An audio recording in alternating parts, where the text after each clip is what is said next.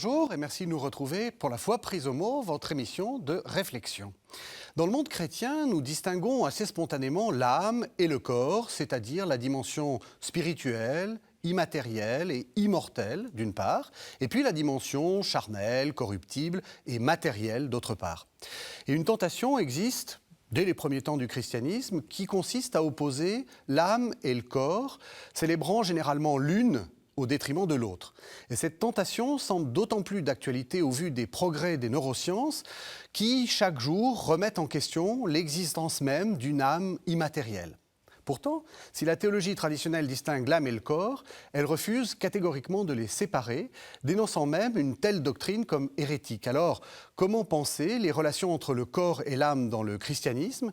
Que désigne précisément ce mot « âme » ? C'est ce que nous allons voir avec mes deux invités. Père Thierry Magnin, bonjour. Bonjour. Vous êtes président recteur délégué de l'Université catholique de Lille et puis vous êtes physicien et aussi théologien, évidemment.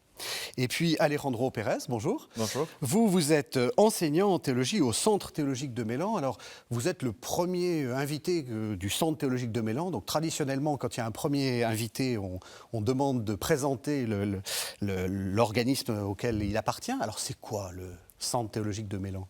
Merci. Donc, en fait, le Centre théologique de Mélan, c'est l'ancien séminaire de Grenoble. Et il est devenu un institut où on enseigne la théologie pour les laïcs, pour un public large.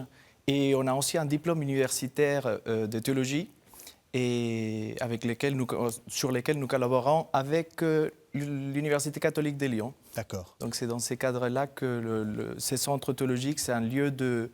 C'est pas une université, c'est une petite institution qui essaye de rendre disponible la théologie à un public curieux. Alors pour ceux qui ne sont pas de la région, ce qui est une grave erreur, Mélan, c'est où ? Mélan, c'est à côté de Grenoble, c'est vraiment à 3 km du centre de Grenoble. Et donc c'est une invitation à tous les Grenoblois de venir vous voir. Tout à fait. Alors, cette question de l'âme, ça va être une émission un peu difficile, compliquée. J'ai envie de vous poser à l'un et à l'autre une première question.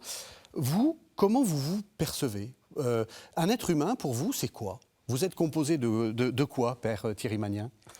Alors moi, j'aime bien m'inscrire dans l'une des traditions anthropologiques sur le sens de l'homme, dans le christianisme, qui est de parler de l'homme tripartite, corps, âme, esprit.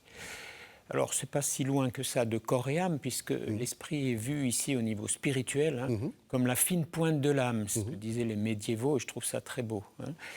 Cette anthropologie, on en trouve des traces dans saint Paul déjà, dans l'épître, la première aux Thessaloniciens, où on parle de l'esprit, de l'âme et du corps. Oui. Le mot esprit, attention, parce qu'en français, il est polymorphe. Oui. Ici, c'est spirituel, et non pas le mental, non pas le cognitif, c'est le spirituel. On va y revenir, oui. Voilà, esprit, âme et corps. Et puis, on le retrouve très fortement, moi qui étais recteur de l'Université catholique de Lyon, je suis toujours heureux d'en parler, chez saint Irénée de Lyon, et puis dans une grande tradition des patristiques. Saint Irénée, il disait... La chair modelée par Dieu, ce n'est pas la totalité de l'homme, c'est le corps de l'homme. L'âme, et il mettait les affects, l'intelligence, la volonté, on en reparlera. C'est important, mais c'est une partie de l'homme. L'esprit, au sens spirituel du terme, on l'appelle esprit, on ne l'appelle pas homme. Ce qui fait l'homme, complet, parfait, disait-il, c'est justement le mélange et l'union, c'est très beau, du corps, de l'âme et de l'esprit. Et le physicien que je suis aime bien employer le mot intrication, les trois dimensions intriquées. Et en effet, ici, on parle de l'âme. Personnellement, je me situe dans cette tradition-là. Donc, pour retenir, 3 piliers, on va dire, et surtout l'importance de ne pas les confondre, mais de ne pas les séparer voilà, non on plus. les distingue, mais ils sont intriqués. C'est ça. Et c'est l'intrication, c'est très incarné. C'est l'intrication qui donne cette ouverture et justement spécifique à l'humain. Alejandro Pérez, vous voyez comment ? Alors c'est une bonne question parce que je pense que c'est important de voir que je suis un corps animé. Dans ce sens-là, je tiens à ces deux concepts, mais j'essaye de me distinguer de mon corps. Alors, sans entrer dans un langage philosophique, j'ai une tendance à me penser d'une façon dualiste, un dualisme qui tient beaucoup à son corps. D'accord. Et sans oublier l'esprit, encore une fois, comme Thierry le dit, l'esprit saint. Donc il y a une distinction à faire, mais un corps animé qui se distingue du moi. Du coup, c'est 2 ou c'est 3 ? Alors j'aurais eu tendance à simplifier la chose, c'est que 2. 2. Mais c'est... Une âme dans un corps pour aller vite, oui. Mais jamais séparés. Mais jamais séparés, oui, tout à fait. Donc encore la fameuse intrication. Voilà. Bon, on va revenir là-dessus. Mais alors peut-être pour essayer d'aller un peu plus loin, corps, on va partir sur la vôtre à trois piliers, corps, âme, esprit. Quelles sont les différentes fonctions ? Quels sont les différents... parce que c'est vrai vous l'avez tout de suite dit, c'est pas le mental. Moi, j'ai l'impression que dans une conception très, très simple, j'allais dire un peu même simpliste, même hors du christianisme, on est un corps qui a une intelligence, ou qui est animé par une intelligence. Est-ce que c'est ça ? Est-ce que vous êtes là-dedans ou pas tout à fait ? Alors, peut-être que c'est encore plus subtil que ça. Alors je vais partir un peu des mots grecs aussi, non pas pour faire savant, mais parce qu'ils nous permettent de toucher du doigt un peu, si je puis dire, les réalités qu'on essaye, parce que tout ça se cherche, bien entendu. Puis comme on l'a dit, il y a d'autres traditions que la tradition ternaire. On va parler de la chair, je l'ai dit tout à l'heure avec saint Irénée, la chair modelée par Dieu. Donc l'entièreté de l'humain, corps, âme, esprit est modelée par Dieu. C'est très important de le dire. Ça, c'est très important de le dire. Et justement, cette chair modelée, ça va donner sarx, c'est la chair en grec, et ça va donner le soma, la chair modelée par Dieu, le soma, qui est justement animé. Donc le corps. Animé, c'est pas un soma comme ça, c'est un soma animé. Vivant. Et on va parler d'ailleurs chez saint Paul du soma psychique. Alors voilà un mot qu'on introduit aussi, psyché souvent. Le mot âme, comme il a beaucoup voyagé, on a parfois un peu de la difficulté à le reprendre, il faut bien dire. Donc on parle de psyché et derrière on entend le psychisme. Alors qu'est-ce qu'un saint Irénée mettrait dans psyché justement et d'autres aujourd'hui ? C'est les affects, c'est pas que l'intelligence, c'est les affects, la vie affective, la vie sensitive, pour employer les termes d'Aristote. Mais aussi, le corps est animé, c'est l'âme végétative, quelque part, de Aristote qu'on retrouve, l'âme sensitive et l'âme intellective, comme dit. Eh bien, il y a quelque chose de ça dans le psyché de saint Irénée et de la tradition ternaire. C'est à la fois les affects, c'est à la fois ce qui anime, bien sûr, le corps, et c'est à la fois la partie intellectuelle au sens fort du mot. C'est le lien entre ces différents éléments et la fine pointe de l'âme que l'intellect peut ouvrir, bien entendu, c'est l'esprit. C'est là où Dieu parle à l'homme. Une des traductions de cela que l'on voit dans Gaudium et Spes, un des grands textes fondateurs du Concile Vatican II, c'est lorsque le Concile dit, pour l'humain, justement, il y a un lieu qui est un sanctuaire, un lieu dans la personne humaine, qui est un sanctuaire où Dieu lui parle. Eh bien, pour imager, et tout ça se discute encore une fois, on pourrait dire, au fin fond de la conscience humaine, au fin fond de sa psyché, il y a un lieu où Dieu lui parle, qui est un sanctuaire, et qui ouvre donc à l'esprit. Et ce sanctuaire est tellement important que c'est cela qui fonde la dignité inaliénable de toute personne humaine. C'est ce que dit Gaudium et Spes. Je trouve ça très beau. Et aujourd'hui, on aura l'occasion d'en parler, quand on discute de cette façon de voir l'humain corps, âme, esprit, corps, psyché, esprit, avec le psychisme dont je viens de parler. Et ce psychisme qui comporte, donc j'ai dit, l'affect, le cognitif, le mental, l'intelligence qui s'ouvre à l'infini aussi, ce qu'on appelle le noos en grec, qui correspond quelque part à la conscience profonde aussi. Donc tout ça est dans le psychisme, dans cette vision-là.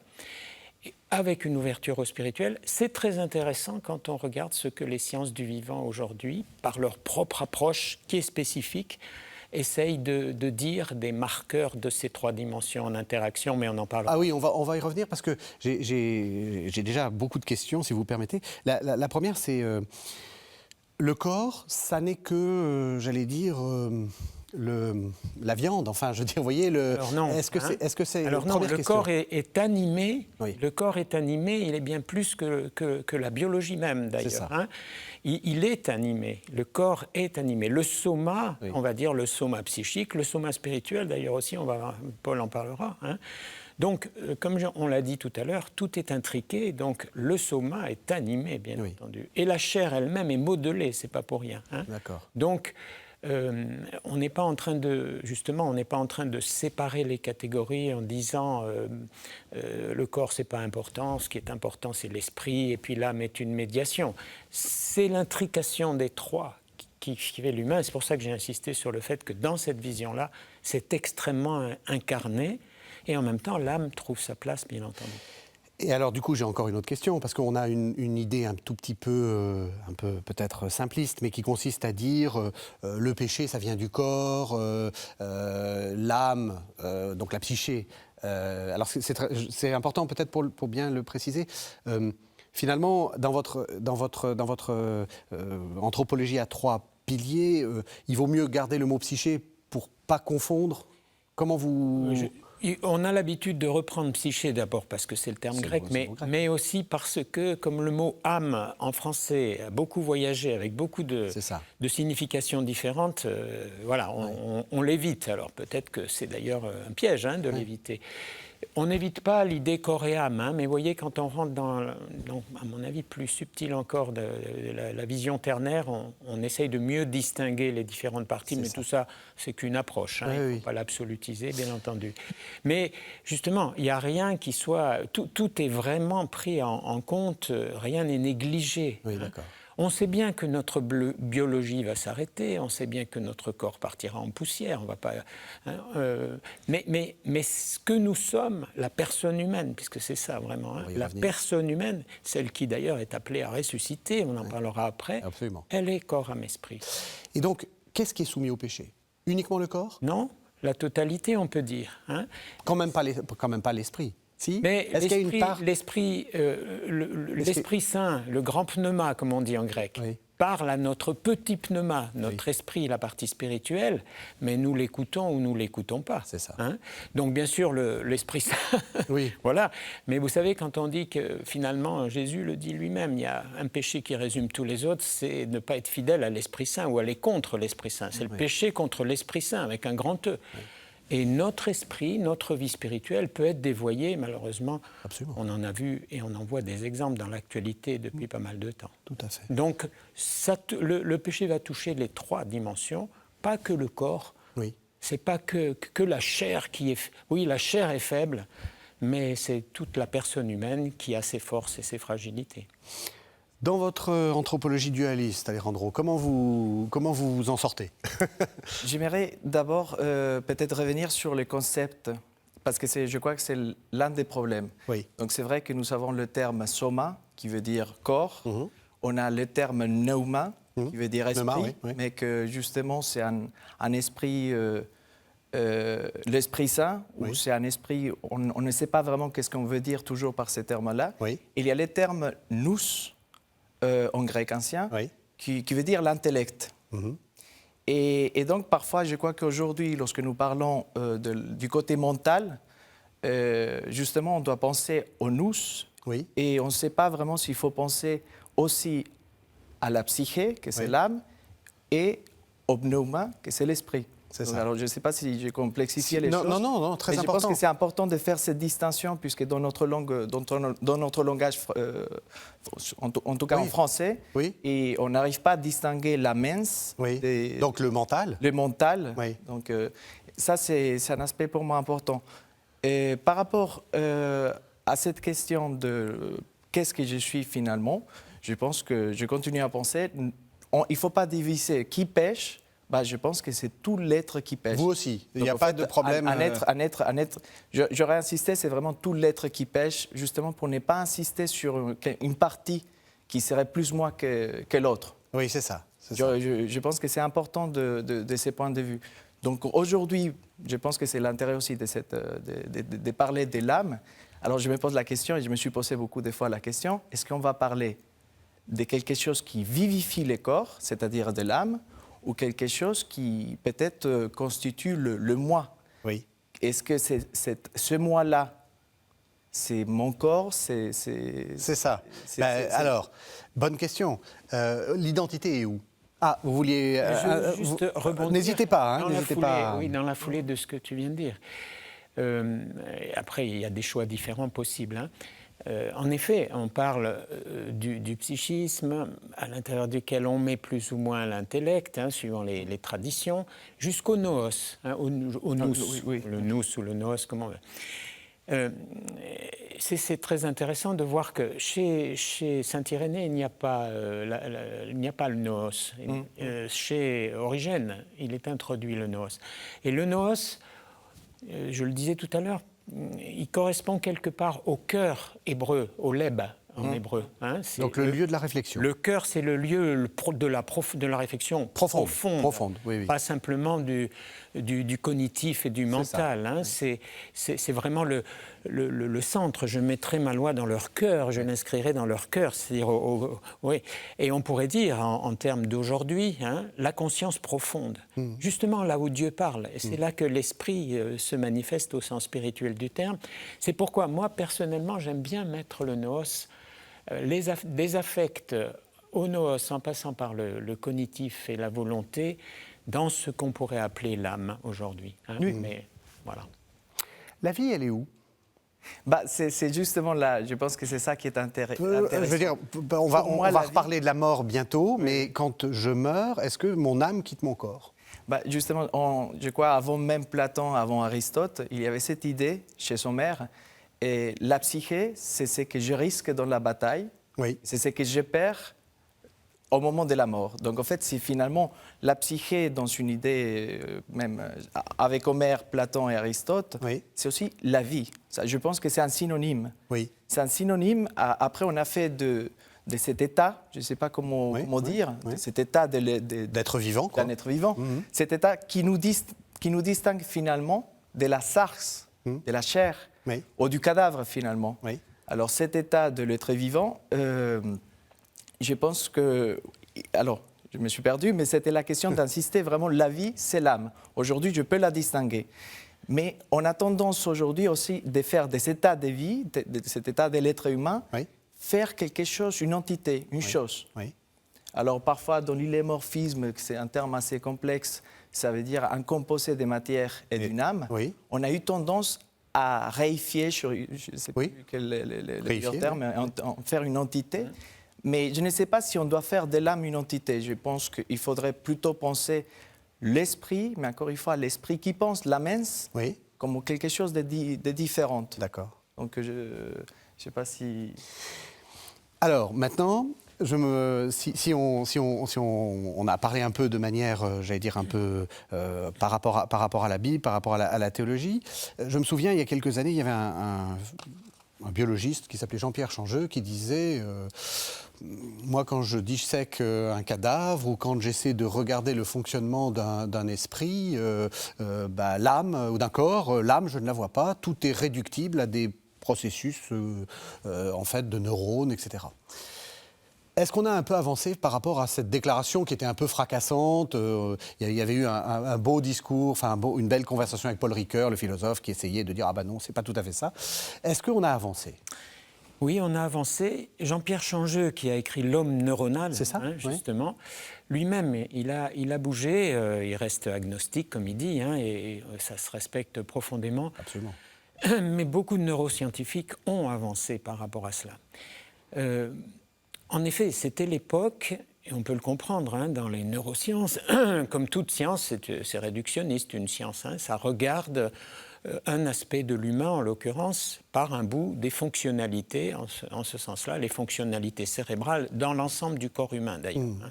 Il n'y a pas de cerveau en dehors d'un corps. Non, faut pas ça, l'oublier. c'est- Bon.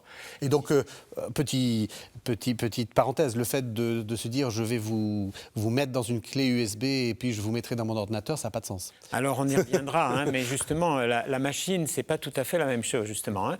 Et c'était l'époque où commençait, d'ailleurs, l'intelligence artificielle, commençait de prendre plus de place l'intelligence artificielle, avec l'idée qu'on pourrait copier la grande machinerie du cerveau humain, qui est de l'électrochimie, si vous voulez, avec ces 86 milliards de neurones interconnectés par des synapses, hein, dans l'humain, pour l'humain en tout cas, qu'on pourrait le copier par une grande machinerie numérique finalement. Et c'est l'idée hein, de l'intelligence artificielle. On y reviendra peut-être là aussi sur son évolution. Et progressivement, je dirais depuis 30 ans notamment, hein, ce qui est court dans l'histoire des sciences en fait, 30 ans, eh bien justement les biologistes d'une manière générale et les neurobiologistes en particulier sont entrés dans davantage de complexité. Finalement, le cerveau humain dans un corps, il est bien plus complexe qu'une machinerie, aussi sophistiquée qu'elle soit, on pourrait dire ceci. Hein. Il y a bien en effet un effet machinerie qui peut se traduire par du calcul en intelligence artificielle. Oui, il y a dans les fonctionnalités, il y a une partie machinerie, on peut dire. Qu'on arrive d'ailleurs à mimer assez bien Voilà. actuellement. Enfin. Mais c'est beaucoup plus complexe. Alors qu'est-ce que ça veut dire le mot complexe ici? C'est qu'il y a beaucoup de facteurs qui interagissent. Hein. Et en particulier, vous vous doutez bien, quand les scientifiques vont essayer d'approcher qu'est-ce que c'est la conscience pour un neuroscientifique. Parce qu'avant, le mot conscience était réservé aux philosophes et aux théologiens. Hein. Mais aujourd'hui, le neuroscientifique, il s'intéresse, alors pas à la conscience directement, mais au mécanisme d'accès à la conscience. Hein. Et c'est là qu'il va en voir une complexité beaucoup plus forte. Je vais citer 2 exemples pour illustrer. Évidemment, c'est des domaines énormes, on pourrait y passer beaucoup de temps. Il y a un premier domaine qui s'appelle l'épigénétique. Parce qu'évidemment, la fonction génétique, comme dans toute évolution biologique, est très importante. Hein. L'épigénétique, c'est une branche de la génétique qui regarde les effets de l'environnement sur l'expression des gènes. Parce que les gènes, ils s'expriment ou ils ne s'expriment pas, et on sait que parfois, malheureusement, il y a des gènes négatifs pour la santé qui s'expriment. Bon.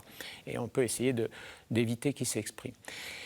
Donc tout n'est pas génétique simplement, tout ne marche pas comme une machine génétique, il y a des effets d'environnement. Et dans ces effets d'environnement, et c'est ça que je voudrais pointer ici, ce qu'on appelle l'épigénétique, il y a des effets de l'environnement biologique, les autres gènes qui influencent chacun des gènes ou la biologie autour, mais aussi des effets du psychisme. Par exemple, on regarde qu'est-ce qui se passe pour un enfant dans le ventre de sa maman au stade de fœtus. Il y a des influences génétiques, donc épigénétiques, on va dire, des influences épigénétiques de l'état de stress ou de repos de la maman sur l'expression des gènes dans le fœtus. Oui. Autrement dit, la génétique, évidemment, conduit une part du développement de notre psychisme, mais en retour, notre psychisme modifie notre génétique.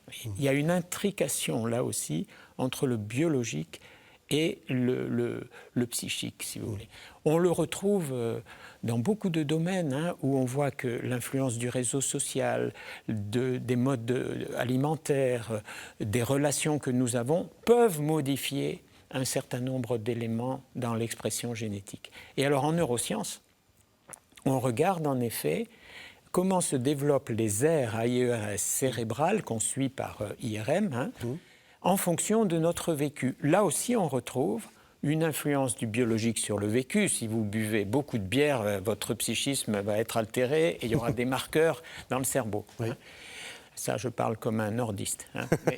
Mais en retour, les choix de vie que nous posons ont une influence sur le développement de notre cerveau, ce qu'on appelle le développement de la plasticité cérébrale, et en particulier les relations sociales modifie notre cerveau, car toute cette formidable interconnexion de 86 milliards de neurones bouge sans arrêt, c'est la plasticité cérébrale, pas simplement quand on est enfant, mais jusqu'au bout de la vie.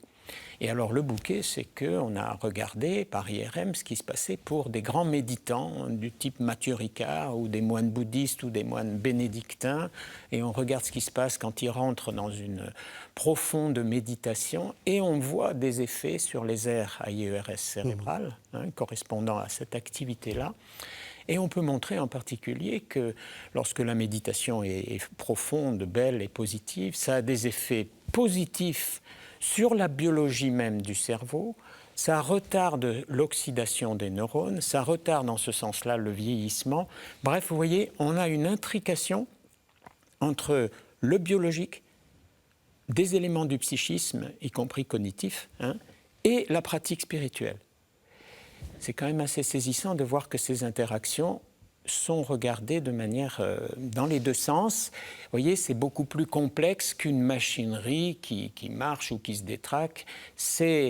Et j'appelle ça, moi, une résonance. Ce n'est pas une preuve que la visée corps-âme-esprit, c'est la meilleure.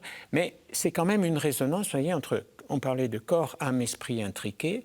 Puis là, on va dire, entre le biologique, le psychique et la pratique spirituelle, on retrouve des interactions. Et aujourd'hui, c'est ça la grande nouveauté en biologie, c'est qu'on a des marqueurs biologiques des effets du psychisme et des effets de la pratique spirituelle, même si on est loin de comprendre tout ça. Ça reste très, très complexe, c'est encore balbutiant, donc il ne faut pas en tirer des absolus, bien entendu, comme dans toute démarche scientifique.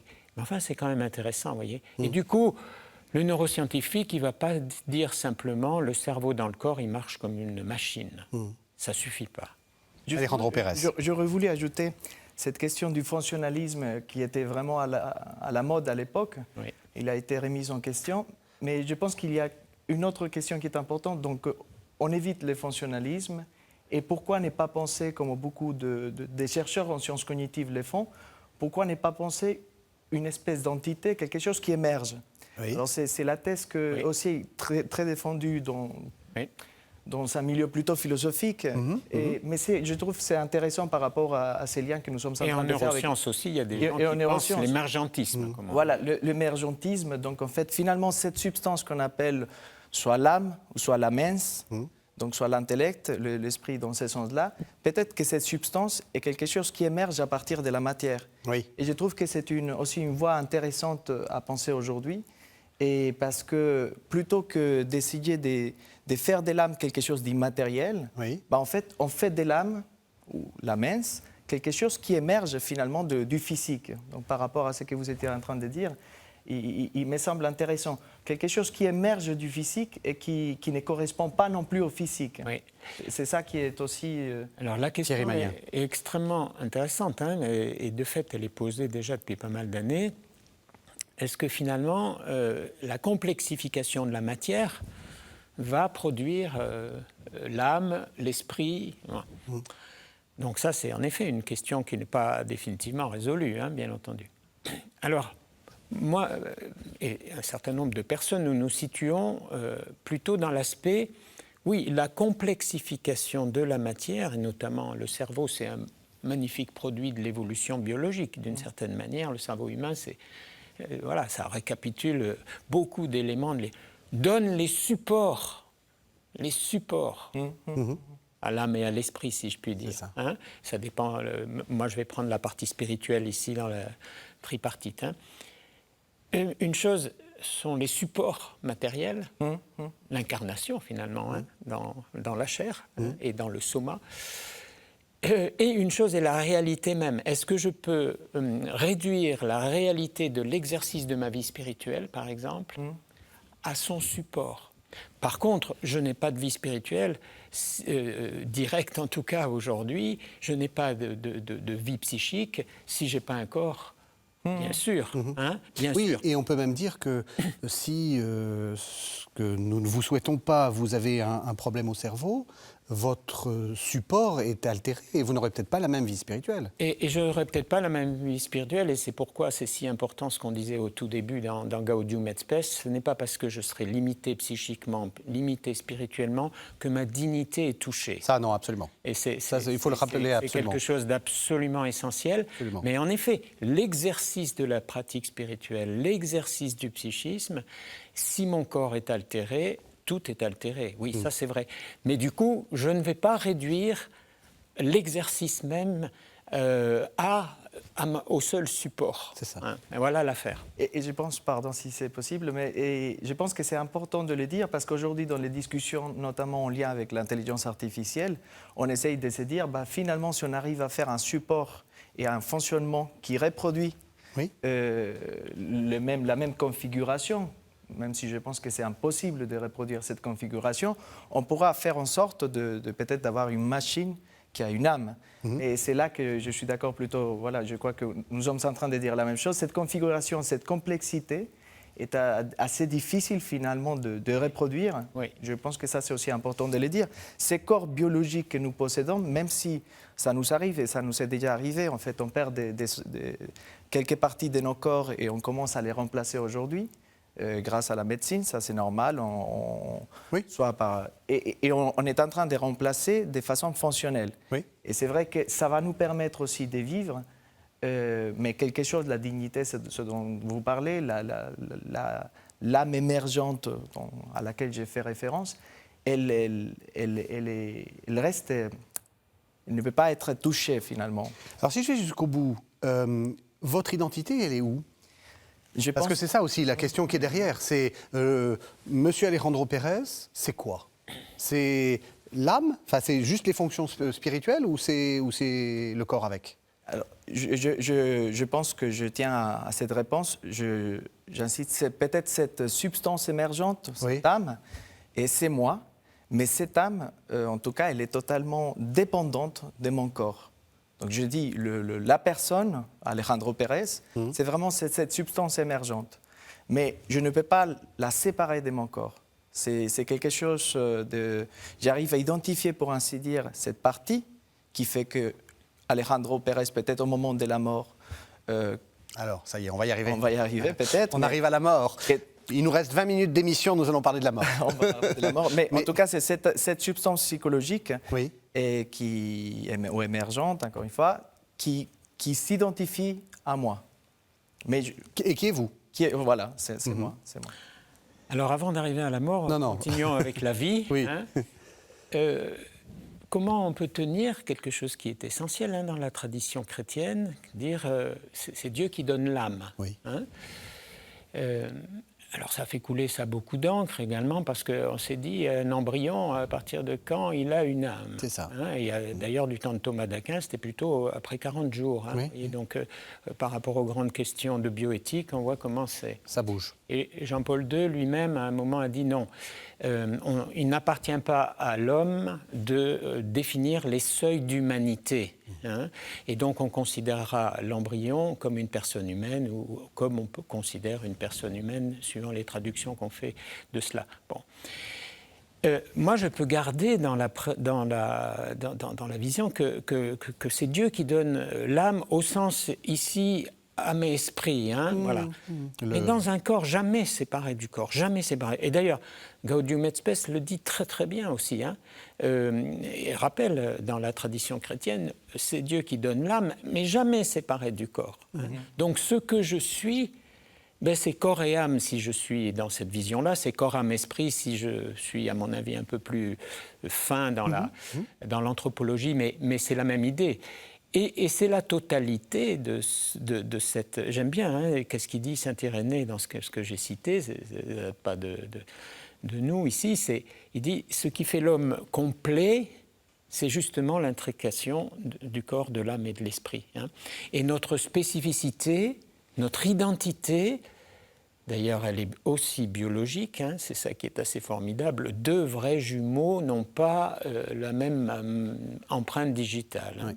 Bon, même s'ils ont le même ADN, ils n'ont pas la même empreinte digitale à cause de l'épigénétique, justement. Donc il y a une identité qui est inscrite dans notre chair, oui. hein, qui est dans notre psychisme et dans notre esprit, qui est dans notre âme, ça je le crois. Et c'est une manière pour nous d'illustrer le texte de la Genèse, hein, le premier chapitre, 1,26, quand Dieu crée l'homme mâle et femelle, hein, homme et femme. Eh bien, à sa ressemblance, comme à sa ressemblance, à son image, comme à sa ressemblance, Il y a quelque chose d'unique et de spécifique qui se dit là. Et quelque part, aujourd'hui, par leur propre méthode d'approche, la biologie et les neurosciences retrouvent quelque chose de la singularité de tout être humain dans leur domaine propre. Et ce n'est pas la moindre des découvertes. Ce qu'on est en train de dire ne va pas contre la tradition, parce qu'il y a une belle phrase de saint Thomas qui dit « Anima mea non est ego ». Mon âme, c'est pas moi. Bah justement, je pense que ça ne va pas à l'encontre. Justement, c'est ce que je dis, oui, c'est ça. Ça, c'est intéressant. Parce que peut-être certains téléspectateurs se disent « Oh là là, le père Magnien, il est très très dans les neurosciences, il est en train de sortir de la tradition ». Pas du tout. Non, je pense que et c'est même cette idée d'une émergence qui existe dans la science cognitive et dans la philosophie plutôt anglo-saxonne, bah, elle vient confirmer cette idée défendue dans ces passages classiques de Thomas d'Aquin. Je ne suis pas mon âme, car je suis l'ensemble. Oui. En fait, alors, je ne suis pas mon âme. Alejandro Pérez ne peut pas simplement être qu'une simple partie, mais c'est plutôt l'ensemble. Et c'est vrai que c'est là qu'on a un problème dans la tradition à penser la mort et la résurrection. Alors, voilà, on y arrive. Quand vous allez mourir le plus tard possible, vous disparaissez complètement puisque votre corps disparaît. Alors c'est là que je crois en théologie, on a un grand problème. Il y a un grand débat, par exemple, notamment dans les exégètes, les spécialistes de Thomas d'Aquin, parce qu'il y a cette idée qu'on est un composé, c'est l'idée d'Aristote, on est un composé illémorphique, on dit ça, encore une fois, matière et âme. Et la question, c'est au moment de la mort, logiquement, la matière cesse d'exister. Oui. Et si je ne suis pas mon âme, mais je suis le composé, comment je peux continuer à exister? Alors, il y a deux lectures chez les spécialistes, mais ça consiste à dire, d'une part, l'âme est une partie, un peu la clé USB qui garde toute la bonne information et avec laquelle Dieu, pendant une époque, un état intermédiaire, et voilà, ça va, je vais continuer à subsister dans cette partie, dans cette clé USB, mais en même temps c'est problématique parce que je ne suis pas une clé USB. C'est-à-dire que, vous voulez dire, Dieu a une sorte de clé USB, puis au moment de la résurrection générale, il relie la clé USB, puis il se dit, tiens, ça c'est Alejandro Pérez, je vais lui redonner son corps. Bah, c'est justement, je pense que le problème de ces débats, qu'il y a ceux qui pensent qu'on continue à exister dans une partie, et il y a ceux qui pensent qu'en fait, non, on cesse d'exister, il y a une espèce de corruption totale. Corruption totale du corps et corruption totale de l'âme. Les problèmes là, et je pense que c'est un problème important, c'est Dieu fait une nouvelle création. Et là aussi, un autre deuxième problème, c'est que si finalement ces principes d'identité auxquels on a fait référence à plusieurs reprises, c'est central. Et si ces principes d'identité n'ont pas une continuité, bah, finalement, je ne suis plus la même personne. Et je crois que théologiquement, là, bah, en fait, ça fait beaucoup de débats en théologie et en philosophie, et ça continue à couler beaucoup d'encre. Et je pense qu'il faut revisiter cette question d'un point de vue théologique. Est-ce que vraiment je peux exister sans un corps? Dans ces cas-là, on serait plutôt dualiste. Parce que c'est ça, finalement, les problèmes. Soit c'est une partie, comme une clé USB, qui n'est pas, finalement, le moi de Descartes. Mais ça a tendance à être le moi de Descartes. Oui, donc une sorte de dualisme, la clé USB, comme vous dites, et la machine. Oui. Donc, je pense qu'il y a... Et sinon, c'est essayer de penser, est-ce qu'on peut vivre dans cet état-là, je ne sais pas, avec un autre type de corps, et là, ça pose aussi des problèmes. Mais je pense que la question de la mort et de la résurrection par rapport au moi soulève des problèmes... Il faut rappeler pour les téléspectateurs que les chrétiens ne pensent pas qu'une fois qu'on est mort, l'âme revient dans une sorte de grand tout et se fusionne à une sorte de divinité, mais qu'on maintient l'identité. On n'est pas en train de se perdre en Dieu. Alors oui, justement, on dit on va ressusciter corps et âme. Corps et âme, pas âme. J'attends la résurrection. Corps et âme. Avec la grande difficulté, c'est que lorsqu'on est mort, qu'est-ce que ça veut dire le temps? Hein? Ben, ça, c'est une énorme question. On pourrait dire je sors de ce temps par la mort. Autrement dit, si j'entre déjà dans l'éternité, il n'y a plus de temps chronologique. Donc, avant qu'il y ait la résurrection des morts à la parousie, qu'est-ce que je deviens? Mais ça, c'est une réflexion où on garde le temps chronologique que nous connaissons ici sur Terre. Mais par la mort, est-ce qu'on reste dans le temps? Voilà. Donc, on voit bien que c'est complexe.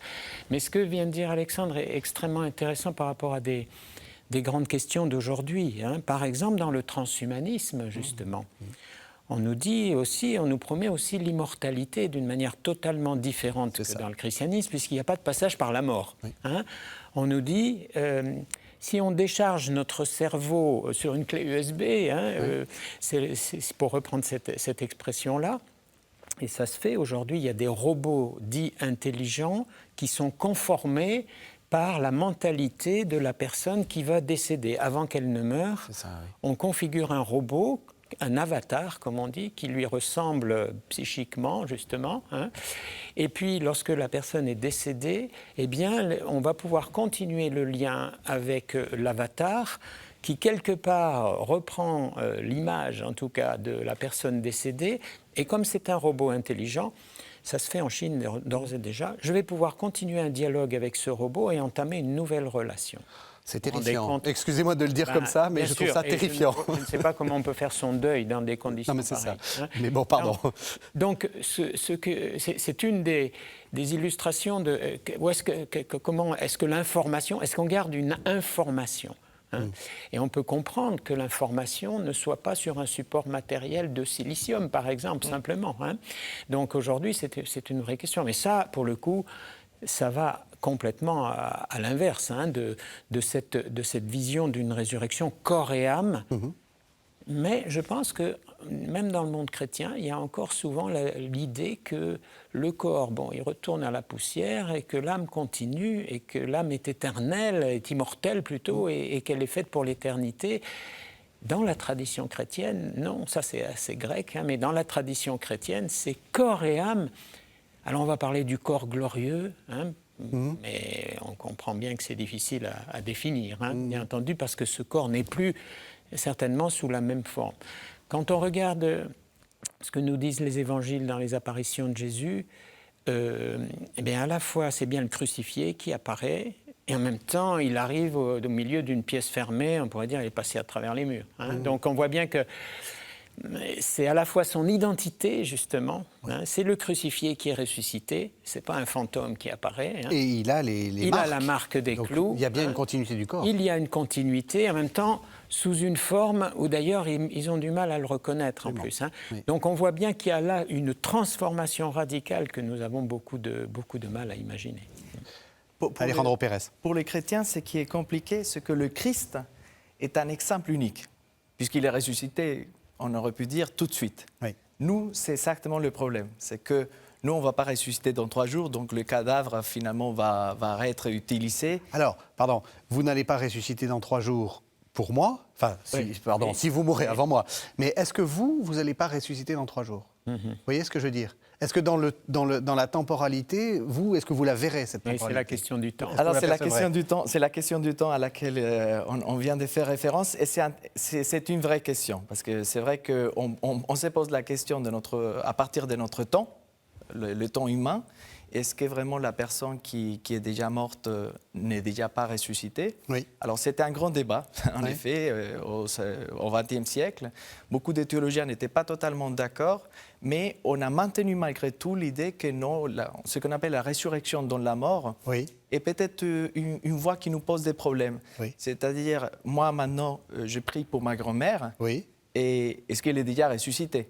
Oui. Il y a une question bizarre, peut-être c'est un problème de perception temporelle. Oui, c'est ça. C'est vrai que ça peut être un problème de perception temporelle. Et peut-être le problème est résolu de cette manière-là. Mais je veux bien croire que lorsque je prie pour ma grand-mère, je suis en train de prier, pas parce qu'elle est au purgatoire, mais parce que j'ai envie de collaborer à ce salut. Oui. Donc ça, Et donc, qu'est-ce qu'il faut faire ? C'est une question très simple.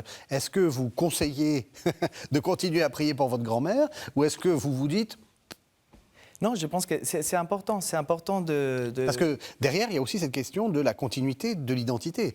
Est-ce que c'est votre grand-mère que vous allez retrouver? Voilà. Donc en fait, en effet, c'est ça. D'un côté, c'est l'idée de maintenir une identité de la personne. Oui, ma grand-mère existe encore. Et d'un autre côté, c'est aussi peut-être l'idée en théologie catholique de penser une résurrection universelle. Oui. Je pense que c'est important aussi à maintenir. C'est-à-dire, si ma grand-mère est déjà ressuscitée, pour ainsi dire, elle est déjà dans le banquet, mais moi, je suis ici. Oui. Et donc, je trouve un peu injuste. Donc, j'aimerais vraiment que ces banquets universels soient quelque chose de commun et que nous pouvons vraiment partager. Je voulais simplement, si je peux me permettre, revenir sur cette idée du corps du Christ, parce que finalement, c'est quelque chose de... C'est un corps différent, le corps du Christ, mais nous, peut-être c'est là l'intérêt, et continuer à parler de l'incarnation et la résurrection, nous sommes des êtres corporels. Donc en fait, même si on peut imaginer une âme, en théorie, puisque le cadavre, il est bien dans les tombeaux, Oui. ça de ma grand-mère, tout le etc., de tout le monde, même s'il y a un cadavre, en fait, justement, je peux envisager, c'est une idée parfois qu'on trouve chez Thomas d'Aquin, par exemple, d'une âme qui garde une espèce de corporité. Alors, qu'est-ce que je veux dire par là? C'est que même si on considère qu'au moment de la mort, elle abandonne son corps, on doit maintenir une espèce de corporité, et aussi parce que, comme on vient de le dire, nous sommes âme et corps. Nous ne sommes pas simplement une partie, nous ne sommes pas des purs dualistes cartésiens ou platoniciens. Et je voulais insister sur cet aspect-là. Je sais pourquoi aussi j'insiste, on peut prier pour ma grand-mère, puisque vraiment c'est quelqu'un qui continue à exister à ces moments-là. Alors, logiquement, ça dépend, il n'y a pas d'épreuve. Alors on arrive à la fin de l'émission. Ça, c'est l'idée que vous maintenez, c'est-à-dire pas d'existence en dehors du corps. Sans un corps. Sans un corps. Oui, je suis d'accord avec Alexandre. Et dans la tradition chrétienne, ça va très loin parce qu'on nous dit que la résurrection est déjà à l'œuvre. Hein, bien sûr, nous ressusciterons à la fin des temps, mais elle est déjà à l'œuvre avec la mort et la résurrection du Christ. Hein. Et Saint Jean, dans l'évangile de Jean, il y a un moment magnifique où il est dit, beaucoup de moments magnifiques, mais il y en a un où il est dit « Celui qui perdra sa vie à cause de moi, la gagnera pour la vie éternelle. Et quand on regarde les mots, celui qui osera perdre sa psyché, sa vie, comme on vient de le dire dans une anthropologie corps, âme, esprit, hein, gagnera quoi? Gagnera la Zoé, c'est-à-dire la vie éternelle. C'est-à-dire que la vie éternelle a déjà commencé dans ce don de soi au Christ et à Dieu, a déjà commencé de s'incarner. C'est un signe, ça ne résout pas les énormes questions du passage au corps glorieux, comme on dit, mais ça dit déjà que la vie éternelle habite déjà l'humain qui s'abandonne d'une certaine manière à l'amour de Dieu, très concrètement aussi par le partage avec ses frères.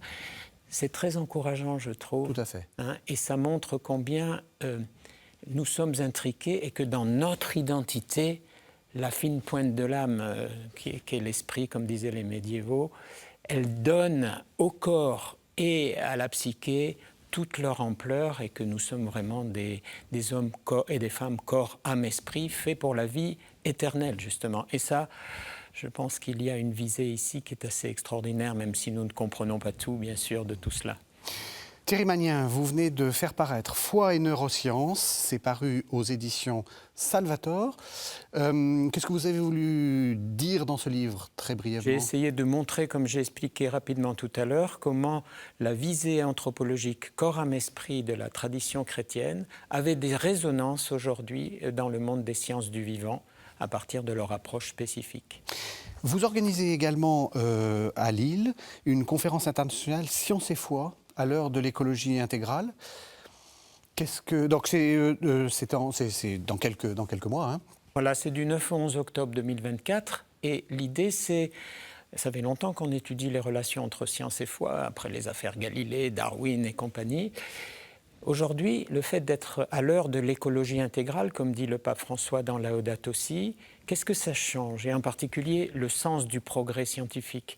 Le pape écrit « Un progrès scientifique qui n'apporte pas une qualité de vie supérieure ne peut plus être considéré comme un progrès scientifique ». Comment ça interpelle le scientifique, le philosophe, le théologien et puis l'homme de bonne volonté qui veut construire la société d'aujourd'hui? C'est la thématique de notre colloque. Alejandro Pérez, l'été approche, on commence à se dire septembre aussi, hein, bientôt, c'est-à-dire et si je faisais une formation, le CTM embauche? Justement, il y a les diplômes universitaires d'études théologiques et c'est un endroit où on peut se poser ce type de questions. Je pense que c'est ça l'intérêt de ces petits diplômes universitaires. Et c'est un lieu pour des curieux, pour des personnes qui veulent se poser cette question d'un point de vue biblique, parce qu'on l'a vu, oui. La question biblique, philosophique, elle est importante pour comprendre ou mieux s'interroger sur notre foi, que ce soit l'âme ou d'autres questions. Donc c'est les moments aussi pour s'inscrire peut-être. Si on veut s'inscrire, il y a un site? Il y a un site, tout est sur les sites, au Centre théologique des Meilons Grenoble. Oui. Vous pouvez on trouve trouver ça sur les... Tout à fait, merci. J'imagine que la Catho de Lille aussi... Il y a un bon site internet, voilà. La chaire Sciences et Foi notamment. Et donc, il faut rappeler aux téléspectateurs qu'il faut se former et que c'est central dans le christianisme. Ah oui. Donc, voilà. Merci, vraiment, merci à tous les deux de nous avoir d'avoir initié la réflexion. On sent bien que sur la question de l'âme, les réponses sont un peu difficiles. Et donc, voilà. Donc, merci, c'était vraiment un dialogue passionnant. Merci de nous avoir suivis. Vous savez que vous pourrez retrouver cette émission sur le site internet de la chaîne www.ktotv.com et on se retrouve la semaine prochaine.